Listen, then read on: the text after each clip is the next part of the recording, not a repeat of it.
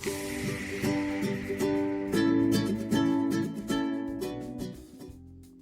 Morning. ओम नमः शिवाय. मी गीताच्या दुनियेत सर्व मैत्रिणीचे मनापासून खूप खूप स्वागत. तर फ्लाईटने आम्ही आता आलेलो आहे तिरुअनंतपुरमला. सामान हे बाहेर घेतलेलं आहे. आता टॅक्सी बुक केलेली आहे आणि आता लॉज शोधायचा होता. लॉज शोधायच्या अगोदर एका हॉटेलमध्ये गेलो आम्ही, कारण आम्हाला खूप सारी भूक लागलेली होती. तर मग म्हणलं चला आता जेवण ते करता येते आणि नंतर मग लॉज पाहायलाही सुरुवात करता येते. पोटभर जेवण केलं आणि लॉजही पाहिला. बीचच्या जवळपासच आमचा लॉज होता, थोड्या अंतरावरच. आणि मग लोकल बस होती, त्या लोकल बसने आम्ही प्रवास करून बीचवरती पोहोचलो. कारण बीच कसं आहे काय आहे हे फक्त पाहायचं होतं आम्हाला आज, आणि सनसेट पण पाहायचा होता. त्याच्यामुळं थोडीशी गडबड होती जाण्याची, कारण सनसेटची वेळ जवळजवळ होत आलेली होती. जाता जाता खूप सारे शॉप लागले होते आम्हाला. खूप छान ड्रेस होते, चप्पल होत्या, तर त्यातनं आम्ही चप्पलची थोडीफार खरेदी केली आणि नंतर बीचकडे आम्ही निघालो. जाता जाता ड्रेसही पाहणं चालू केलेलं होतं, पण ड्रेस आपल्या इकडं घालण्यासारखे नव्हते. फॉरेनर जे घालतात तशा टाईपचे ड्रेस होते. मग आम्ही फक्त पाहिले आणि पुढं निघालो. 2 मिनिटाच्या अंतरावर आता फक्त बीच राहिलं होतं आणि लाटांचा आवाज एवढा छान यायला लागला होता आणि खूप दुरून आवाज यायला लागला होता आणि मनामध्ये चाललं होतं की कसं असणार आहे. आणि फायनली आम्ही बीचवरती पोहोचलो. आता बीचवरती भरपूर सारी गर्दी होती, पर्यटक भरपूर सारे आले होते. ऑफ सीझन असला तरी पण वाटलं नव्हतं एवढा रश असेल म्हणून, पण भरपूर रश होता तिथं. आणि सगळ्यात जास्त फॉरेनरची गर्दी होती, आपल्यापेक्षाही जास्त. एवढा निथळ समुद्र, खूप छान वाटायला लागलं होतं. एवढी समुद्रावरची स्वच्छता मी पहिल्यांदाच पाहिली होती. ह्याच्या अगोदर मी 2-3 बीच पाहिलेले इथं, पण एवढी स्वच्छता कुठल्याच बीचवर मला दिसली नाही जेवढी कोलम बीचवरती दिसली. ह्या बीचचं नाव कोलम बीच म्हणून आहे आणि खूप सुंदर बीच आहे. खूप स्वच्छ बीच आहे.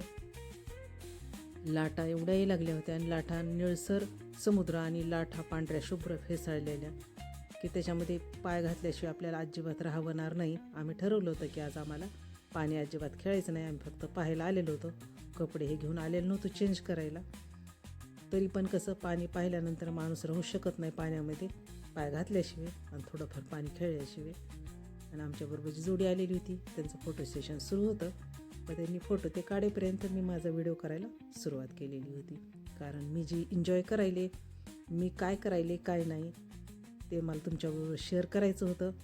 आणि माझा आनंद तुमच्याबरोबर शेअर करण्यात ह्यातच माझा सगळ्यात जास्त आनंद आहे.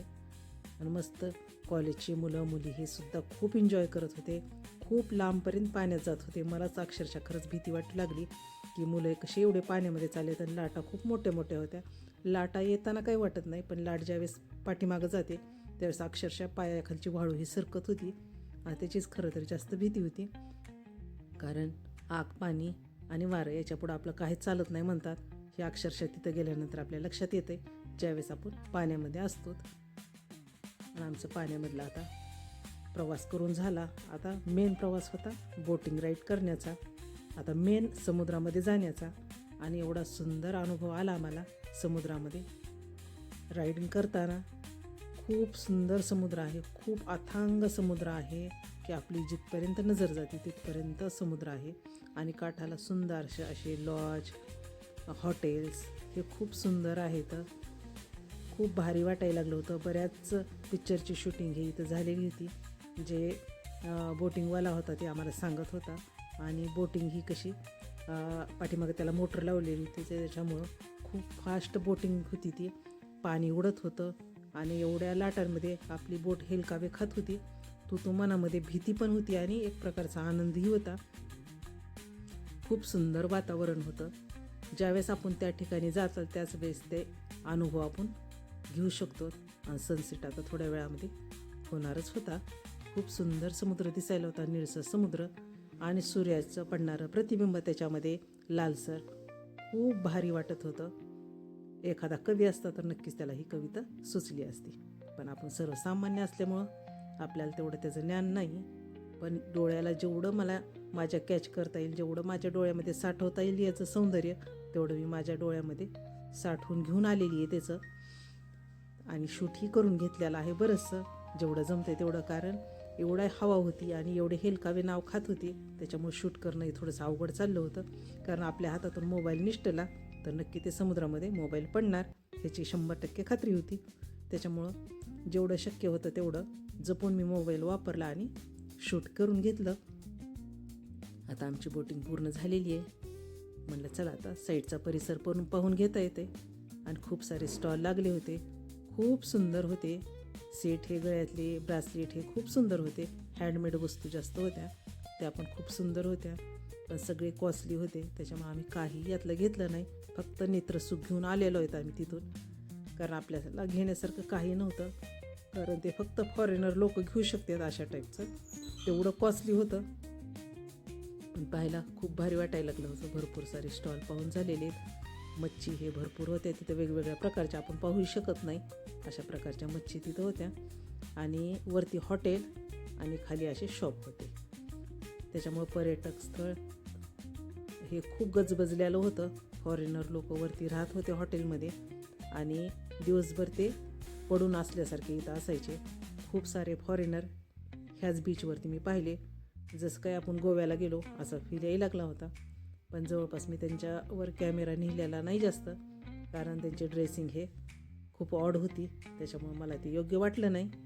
मग मी इकडचं तिकडचं शूट करणं सुरू होतं माझं. जेवढे माझ्या मोबाईलमध्ये कॅप्चर केलं आहे मोबाईलनं तर तेवढंच त्यांचे आलेले आहेत. मुद्दाम मी कॅमेरा कधीच नेलेला नाही. मस्त खूप सुंदर आहे. एक वेळेस तुम्ही नक्की भेट द्यावी असं मला वाटतं.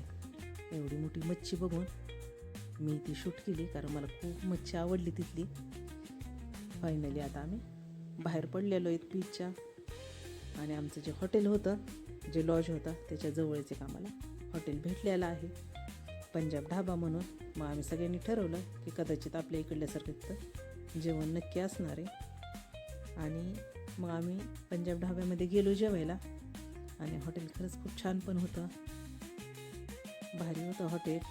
आणि सगळ्यांचं चाललं होतं आता जेवणी करायची आणि मस्त झोप घ्यायची, कारण रात्रीचा प्रवास आमचा भरपूर झालेला होता.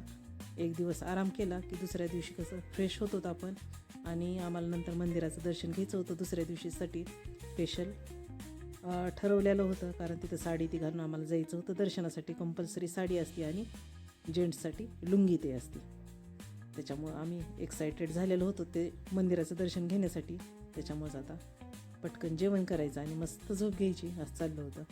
मग सगळ्यात अगोदर आम्ही पापड मागवला, मसाले पापड. आणि नंतर मग 1-2 भाज्या मागवल्या, रोटी मागवली, राईस मागवला आणि सगळे जेवण करून झालेत. तर आजचा व्हिडिओ मी इथं संपवते. माझा हा व्हिडिओ तुम्हाला सर्वांना आवडला असेल तर माझ्या